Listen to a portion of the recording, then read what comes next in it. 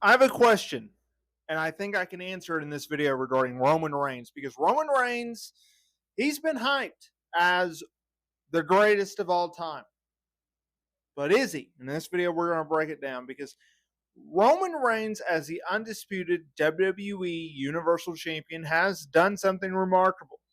Holding the Universal title for over 3 years, holding the undisputed Universal title since WrestleMania 30 when he defeated Brock Lesnar. What he's been able to do in terms of a character transformation, going from the big dog to the tribal chief, his work with the Bloodline feud, remarkable. When he's on television, ratings go up. When he's at shows, attendance goes up. When he's spoken about on social media, interest and engagement goes up. Across the board, merchandise, across the board, he checks every metric mark possible. But John Cena recently said something about Roman Reigns that I want to discuss because while he was on After the Bell, he had this to say about Roman Reigns. He's a sponge. He's athletic, super intelligent, and a fan of this. I mean, of all this, most importantly, a fan of psychology. I say the WWE Universe is the biggest superstar we have. Roman navigated those waters without them, meaning COVID. Here's the thing with Roman. I don't think Roman is Roman if he doesn't have the time to work in front of no crowd. The crowd is so against the fact that the company believed in Roman Reigns. I set the precedent of the company, guys. See ya. Everyone has a tough hill to climb once they become pushed. There's a giant ray behind the curtain. We all know that.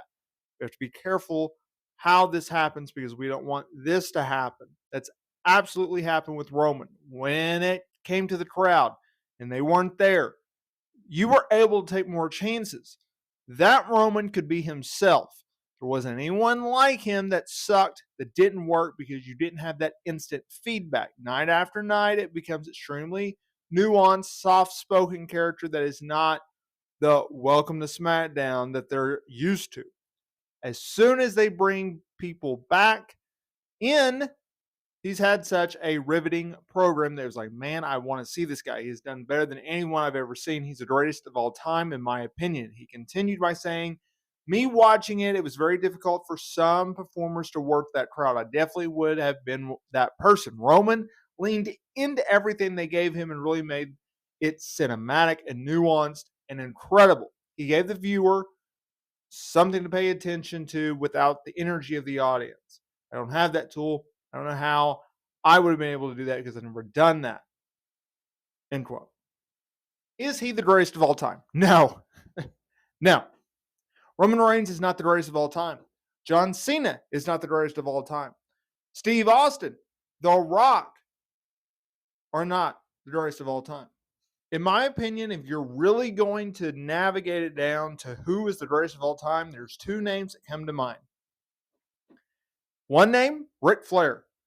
I disagree because I think he, as great as he is, he did it on a smaller level. He just did.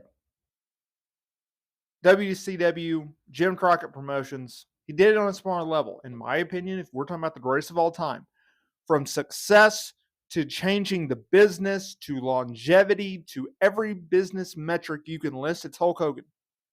I'm not saying he's the greatest worker in the world, but all of those I just mentioned, that to me defines greatest of all time, the GOAT. Let me know down in the comments area below whether or not you agree with that take.